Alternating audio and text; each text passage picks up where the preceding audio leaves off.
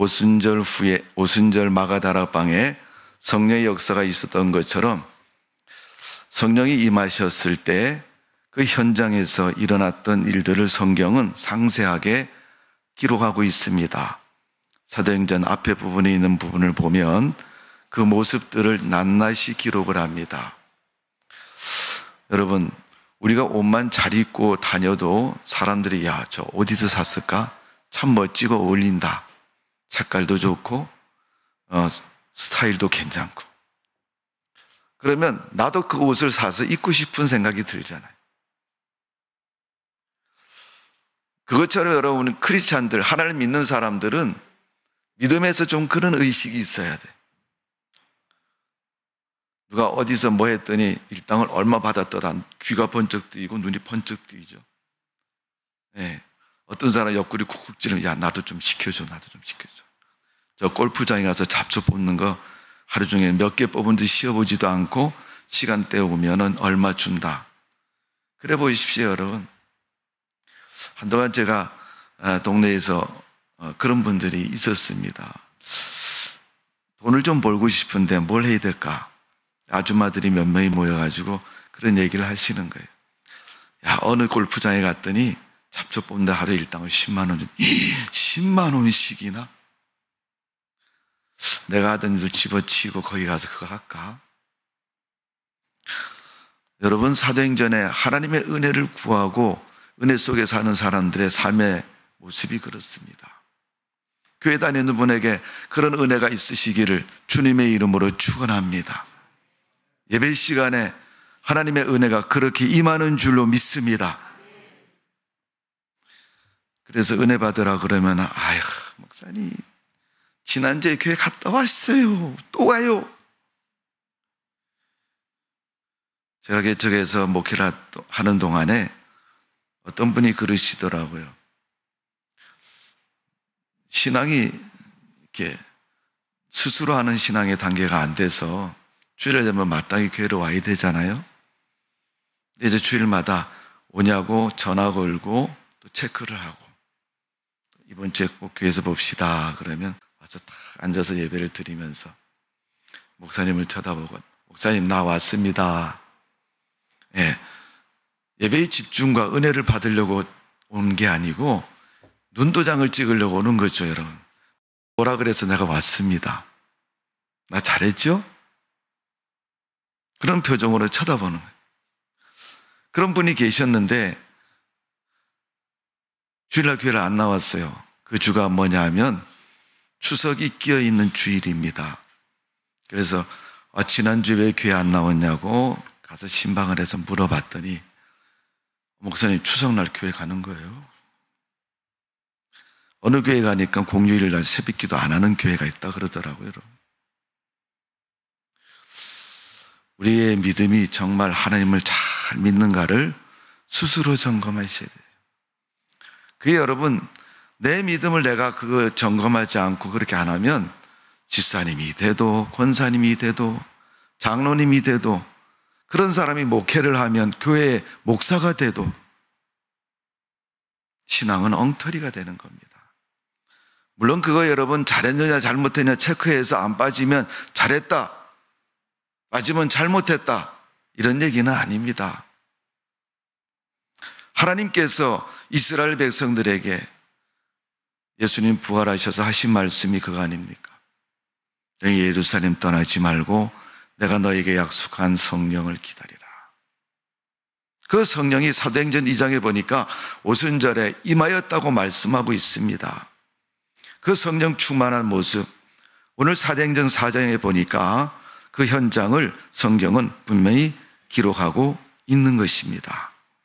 그 후로부터 교회의 역사는 지금까지 조금도 흐트러짐 없이 계속되어지고 하나님은 그 일이 존속되기를 원하고 계십니다. 또 하나님은 그 일을 통해서 하나님의 거룩한 역사의 시작의 출발점이 되기를 원하고 있습니다.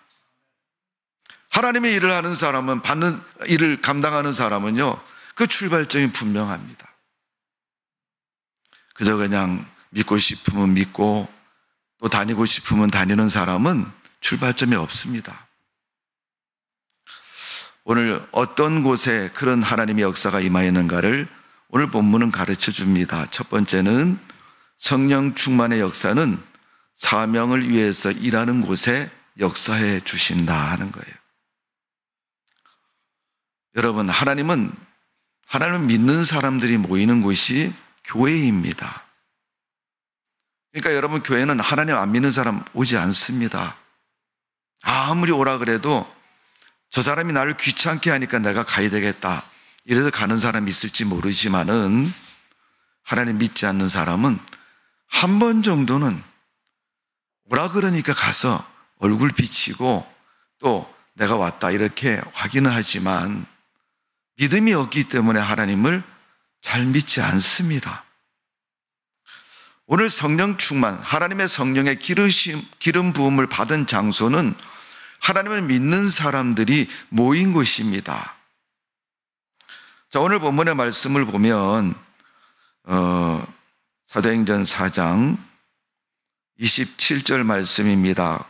과연 헤롯과 본디오 빌라도가 이방인과 이스라엘 백성과 합세하여 하나님께서 기름 부으신 거룩한 종 예수를 거슬려, 그러니까 예수님을 얼마나 핍박했는지 십자가에 죽은 다음에도 계속해서 예수님에 대한 소문도 그릇된 말도 하고 행함을 이뤘던 것을 볼 수 있습니다. 그러니까 그런 초대교회에 핍박이 심한 그 과정에 사람들이 모였다고 얘기합니다. 왜 모였습니까? 믿음을 위해서 모인 것이고 주님의 말씀에 순종하기 위해서 모인 것입니다. 여러분, 하나님의 백성들이 모인 곳에 성령을 기름 부어 주시는 줄로 믿습니다. 얼마가 모였는지, 몇 명이 모였는지, 그 교회가 설립이 돼서 몇 년의 역사를 가지고 있는 그것이 중요한 것이 아니라 진실로 하나님을 믿는 사람들이 모인 곳에 하나님은 성령을 기름 부어 주신다는 거예요. 하나님 여러분 믿지 않으려면 교회 뭐하러 나옵니까, 여러분? 집에서 잠자고 텔레비전 보고 놀러 가는 것이 훨씬 효과적이죠. 아휴, 오늘 또 교회 가야 되는구나. 혹시 그런 마음을 가지고 교회 다니는 분은 다음 주부터 나오지 마십시오, 여러분. 정말 하나님을 진실로 바르고 온전히 믿을 사람이 하나님 앞에 나와서 예배를 드리고 하나님을 믿어야지. 괜히 엉터리로 적당히 하는 사람 때문에 옆에 사람도 오염이 돼가지고 나도 한번 빠져볼까? 그런데 때마침 그런 생각을 하면요, 아주 기가 막히게 기회는 찾아옵니다. 무슨 일이 꼭 생기거든요. 빠질 수 있는 이유와 일들이 생기는 거예요.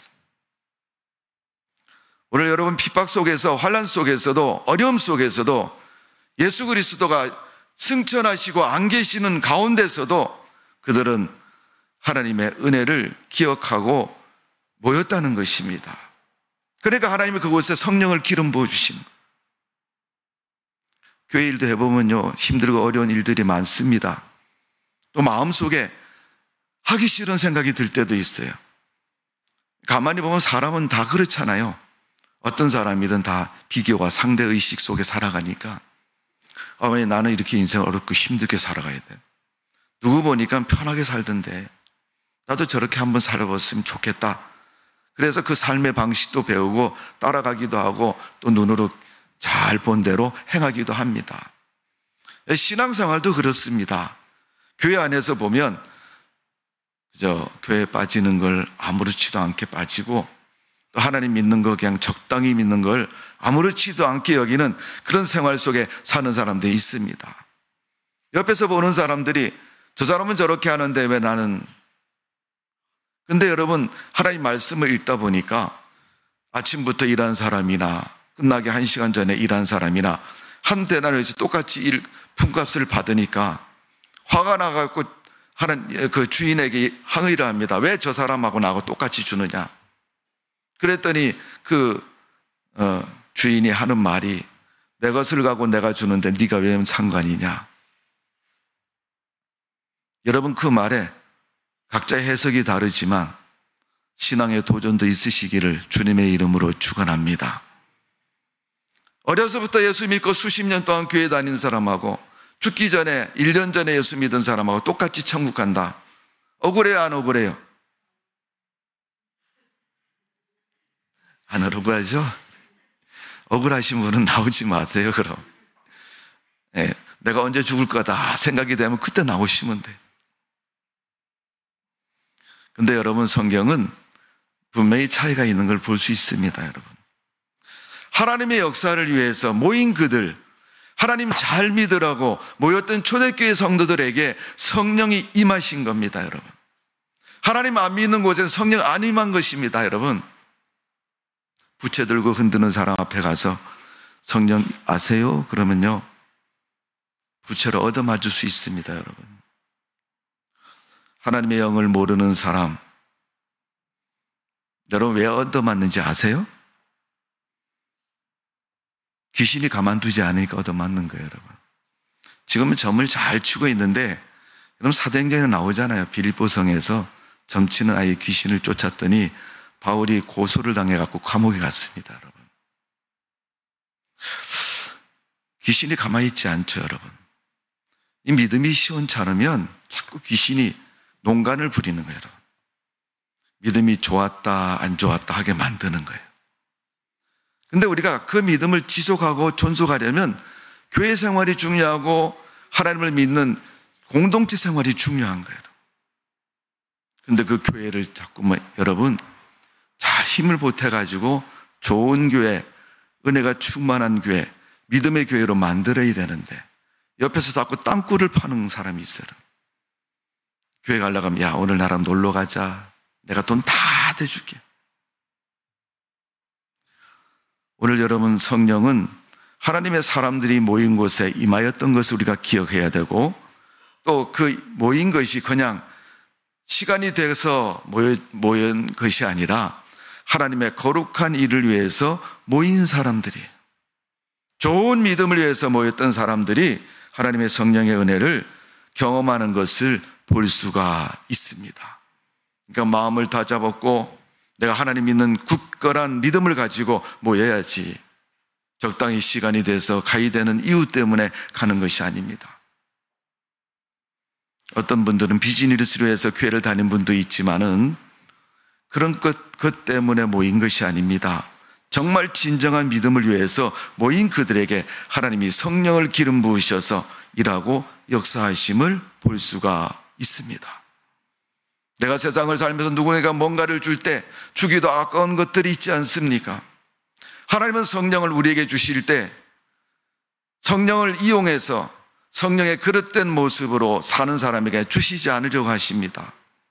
하나님을 진정으로 믿고 순수한 믿음을 가지고 하나님의 거룩한 백성으로 하나님 나를 도우시고 내게 은혜를 베풀어 주소서라고 요청하는 사람에게 성령을 기름 부으시고 그에게 힘을 주시고 그에게 하나님의 거룩한 백성으로 살아갈 수 있도록 은혜를 베풀어 주시는 줄로 믿습니다. 그래서 성령의 역사가 있는 사도행전의 성도들의 믿음 모임 속에는 항상 핍박과 고난이 찾아온 것을 볼 수가 있습니다. 여러분, 사도행전 8장 1절에 보니까 사울은 그가 죽임당함을 마땅히 여기더라. 사울이 죽임을 마땅히 여겼다는 사람은 누구예요? 스데반을 말하는 거예요. 사도행전 7장에 보면 초대교회에 핍박이 왔을 때 스데반이 돌에 맞아 죽지 않습니까?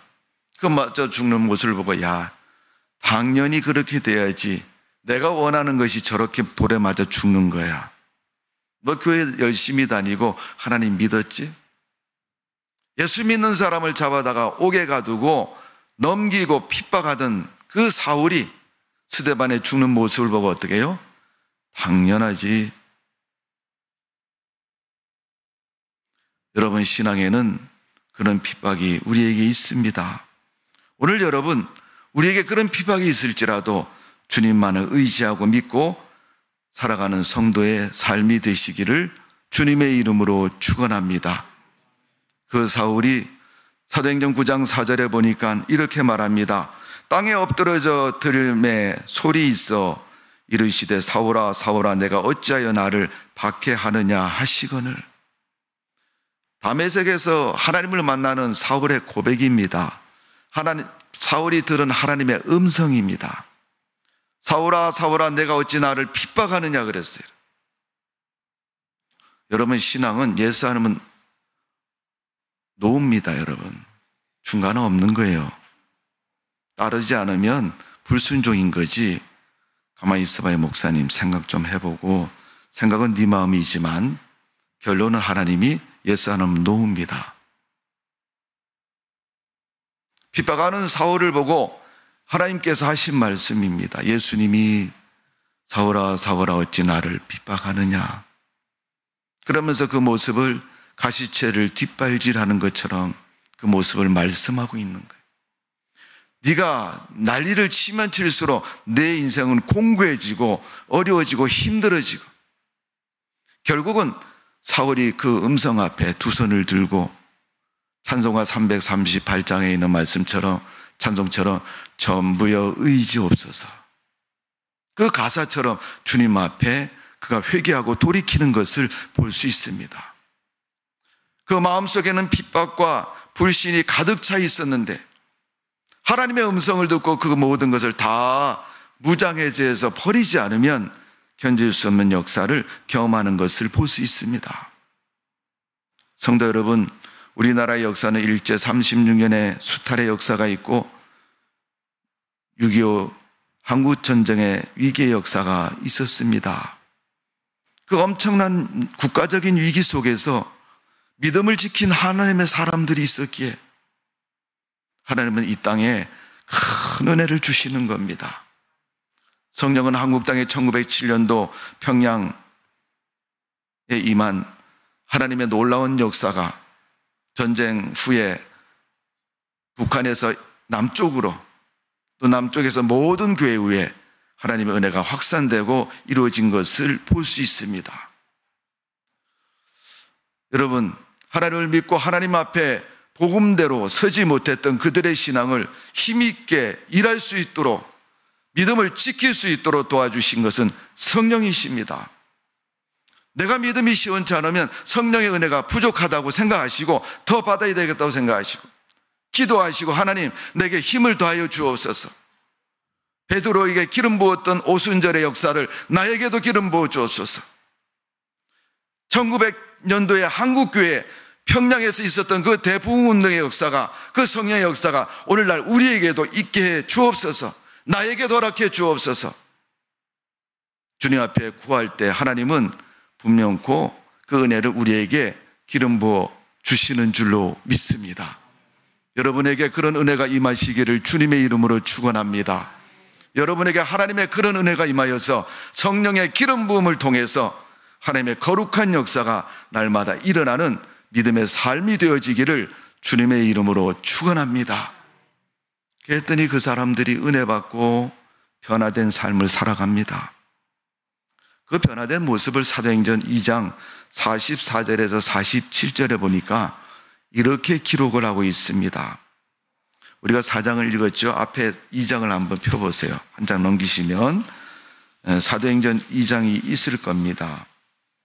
사도행전 2장 44절에서 47절까지 한번 크게 읽어보도록 하겠습니다. 43절부터 읽어봅니다. 43절부터 47절까지 시작. 사람마다 두려워하는데 사도들로 말미암아 기사와 표적이 많이 나타나니 믿는 사람이 다 함께 있어 모든 물건을 서로 통용하고 또 재산과 소유를 팔아 각 사람의 필요를 따라 나눠주며 날마다 마음을 같이하여 성전에 모이기를 힘쓰고 집에서 떡을 떼며 기쁨과 순전한 마음으로 음식을 먹고 하나님을 찬미하며 또 온 백성에게 칭송을 받으니 주께서 구원받는 사람을 날마다 더하게 하시니라. 아멘. 여러분, 여러분에게 뭐 주는 사람 좋아요, 안 좋아요? 좋잖아요. 오늘 은혜 받은 사람들이 자기 재산을 팔아서 나누어 주고 함께 공유하고, 요즘 같은 우리 삶의 현실에서 여러분 1%도 불가능한 그런 모습인지도 모릅니다. 근데 그들이 은혜를 받으니까 마음의 문이 활짝 열려지고 자기 소유를 나누어서 주었다는 거예요. 요즘 우리는 참 메마른 세상을 살고 있습니다. 우리가 여러분 후회하려면 정말 마음이 넉넉하고 좋은 세상에 태어나기를 못했다고 우리가 후회할 일이 될지는 모르겠지만은 우리 마음이 여러분 굉장합니다. 사람들의 소유가 클수록 사람들의 마음의 문은 점점점 좁아지고 있습니다. 사람들이 그러잖아요, 여러분. 월세 사는 사람이 야, 전세로 갔으면 좋겠다. 돈 모아서 전세로 갔습니다. 전세 갔더니 그 다음에 집 샀으면 좋겠다. 그래서 드디어 몇십 년 만에 집을 샀습니다. 집사님 좋겠다. 집을 사셨고요. 어떻게 그렇게 억척스럽게 열심히 노력해서 큰 집을 샀습니까? 분명히 여러분 월세를 살 때는 매월 월세도 내고 또 생활도 하고 하다 보니까 늘 돈이 쪼달리고 힘들고 어려웠는데 이제 드디어 집을 샀으니까 집에 대한 월세 걱정도 없고 집이 넓어서 여러분 편하게 쉴 수도 있고 근심과 걱정이 하나 없어진 거죠. 그러면 염려가 하나 줄었으니까 마음이 넉넉해요, 안 넉넉해요? 넉넉해야 되는데 넉넉하지를 않아.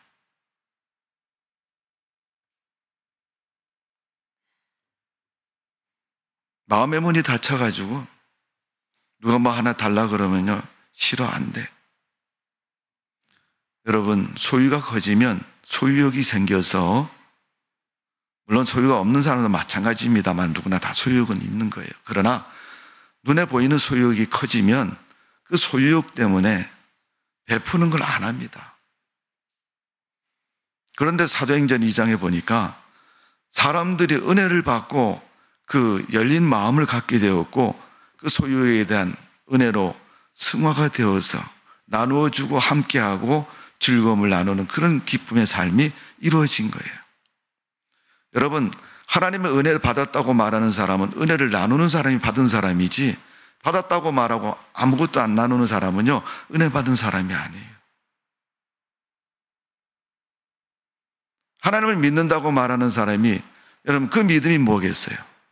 하나님을 믿는다고 교회도 한 번도 안 나오고 기도도 하나도 안 하지 않고 헌금도 하지도 않고 그거 믿는 거예요, 여러분? 믿음의 증거가 뭡니까, 여러분?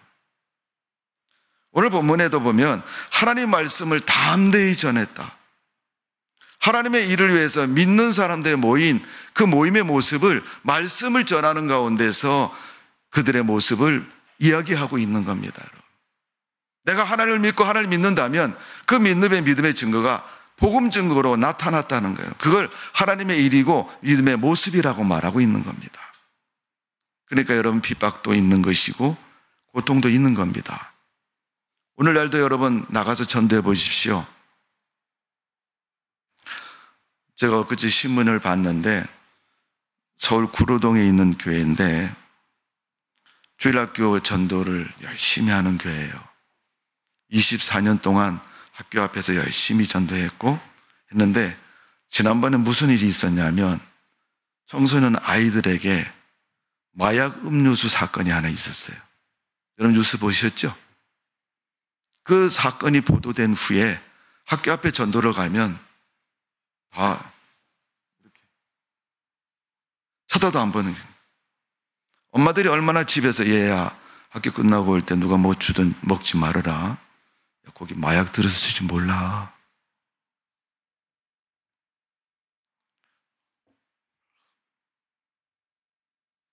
이단들의 과한 그릇된 신앙 때문에 여러분 교회 달리면 내 재산 다 바쳐야 된다고 왜곡된 복음 때문에 복음의 문이 점점 닫히고 있잖아요, 여러분. 사람들이 그 문이 한번 닫히면 열려지질 않습니다. 그래도 하나님은 그 문을 여시려고 역사하시는 분이 하나님이신 거예요. 저는 그 사실을 믿습니다. 아무리 꽁꽁 싸매고 닫아놓고 몸부림쳐도 하나님의 역사는 그대로 이루어져 이루어지는 줄로 믿습니다. 자, 오늘 본문의 말씀을 보십시오. 성령이 임함으로 말미암아 그들에게 닫혔던 그런 문들이 열려지는 역사가 있는 것을 볼 수가 있습니다. 자, 오늘 말씀 가운데서 보면 하나님의 거룩한 역사가 하나님의 복음을 통해서, 능력을 통해서 나타나고 이루어지는데, 그 모습을 보면 31절에 보니까 빌기를 다음에 모인 곳이 진동하더니 무리가 다 성령이 충만하여 담대히 하나님의 말씀을 전하니라. 31절에 모이기에 힘썼고 빌기를 다했다, 기도했다는 거죠. 모였고 기도하는 곳에 성령이 임재했던 것처럼 여러분, 하나님의 성령으로 살려고 하면 모임에 가야 되고 기도하는 곳에 가야 됩니다. 친목계 모인다고 얘들아 우리 회의 좀 하자, 머리를 짜내고 방법을 연구하고 그곳에 여러분 성령이 임하는 게 아닙니다. 거기는 사람의 아이디어가 나올 수 있을지는 모르지만 하나님의 역사는 없는 것입니다. 하나님은 기도하는 곳에 임하시고 기도하는 사람들에게 능력을 주시고 기도하는 사람들에게 하나님의 은혜를 더해 주시는 줄로 믿습니다. 이걸 조금 외적으로 심하게 표현하면 오늘 본문에 가보면 말씀을 증거한다, 그거 하려고 모여서 기도했고 증거했다고 말했습니다. 그러니까 자연히 핍박이 따라왔다라고 말씀하고 있습니다. 여러분, 옆집은 아무 말도 안 해요. 근데 우리 집은 왜 내가 교회 나가는 것 같고 자꾸만 시비를 걸고 태클을 걸을까? 여러분, 가족을 통해서 핍박이 찾아오지 않습니까? 옆집도 아무 말도 안 했는데 내가 어느 날부터 야, 전도하려고 교회 갑시다 하는 순간부터 나를 째려보고 욕하기를 시작합니다. 아, 나는 불교인데 왜 나보고 교회 가자 그러냐? 가끔 짓궂은 사람들은 야, 절에 한번 가면 나도 교회 한번 갈게.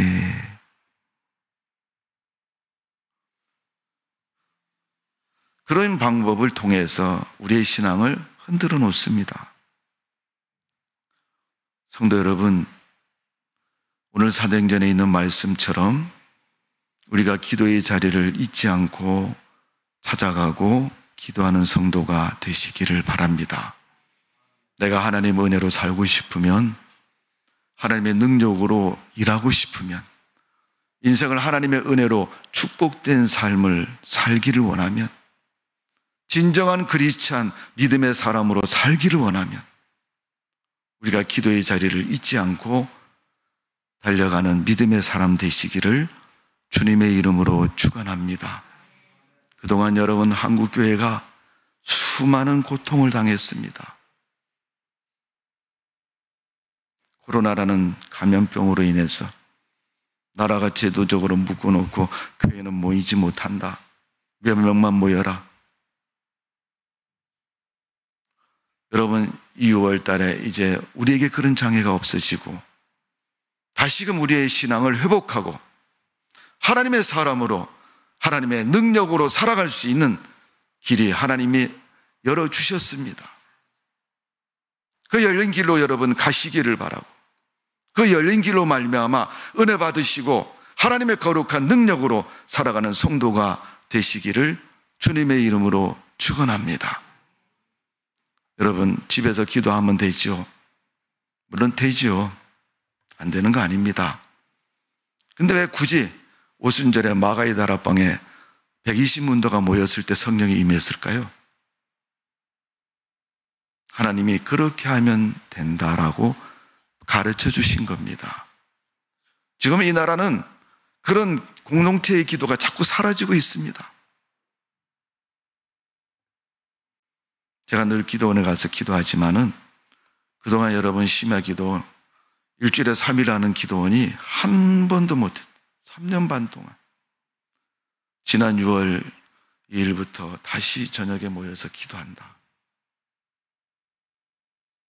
그렇게 회복해 가는 것처럼 우리의 신앙도 속히 회복되어지고 하나님의 성령으로 능력의 힘을 얻어서 믿음 가지고 승리하는 우리의 삶들이 되시기를 주님의 이름으로 축원합니다. 자, 오늘 29절 말씀을 읽고 말씀을 마칩니다. 주여 이제도 우리의 이음을 굽어보시옵고 또 종들로 하여금 담대히 하나님의 말씀을 전하게 하여 주시옵소서라고 간구했던 것처럼 오늘도 하나님은 우리의 담대한 믿음을 보시고 우리 신앙의 길을 열어주시고 축복의 길을 열어주시고 삶의 길을 열어주시는 줄로 믿습니다. 여러분이 성령의 임재하는 현장이 여러분 삶에 있으시기를 바라고 그 삶에서 승리하는 믿음의 삶이 되시기를 주님의 이름으로 축원합니다. 기도하겠습니다. 아버지 하나님, 사람들이 사는 세상에는 유익하고 좋은 것들이 많이 있습니다. 그래서 사람들은 그 유익한 것을 얻으려고 모이고 힘쓰고 열심을 다합니다. 하나님이 성경을 통해서 말씀하신 최고의 인생의 축복, 최고의 인생의 유익된 것, 하나님의 성령에 임재하는 장소고 그곳에 우리가 있기를 원하고 계십니다. 그런데 우리는 어디 있습니까? 집에 앉아 있고 세상 바쁜 일을 쫓아다니고 어디 가면 유익되다는 세상적인 이유만을 쫓아다닐 때가 많이 있습니다. 오늘 사도행전에 보니까 예수님의 제자들과 초대교회 성도들이 모여서 위기 속에 있지만은 예수님의 핍박을 계속 가하는 그러한 핍박자들이 득실거리는 그 환경 속에서도 기도하고 주님 앞에 머리 조아렸더니 하나님이 성령을 기름 부으셔서 사도행전 2장에 마가의 다락방에 임하였던 그 성령의 역사가 이제 교회에 의해 임하는 것을 볼 수가 있습니다. 하나님, 예일교회에도 그런 하나님의 은혜를 기름 부어 주옵소서. 모일 때마다 기도할 때마다 기도하는 성도들 머리마다 성령을 기름 부으셔서 하나님의 신에 감동된 성도로 살게 해주시고 세상으로부터 다가오는 우리 신앙의 핍박들을 이길 수 있도록 은혜를 베풀어 주옵소서. 내 속에 있는 적을 알게 해주시고 또 물리치게 해주시고 믿음에 충만한 성도로서 열심히 있는 믿음 가지고 살아갈 수 있도록 은총을 내려 주옵소서. 하나님의 음성을 듣고 순종하는 믿음 되어 주실 줄로 믿사옵고 예수님의 이름으로 기도하옵나이다. 아멘.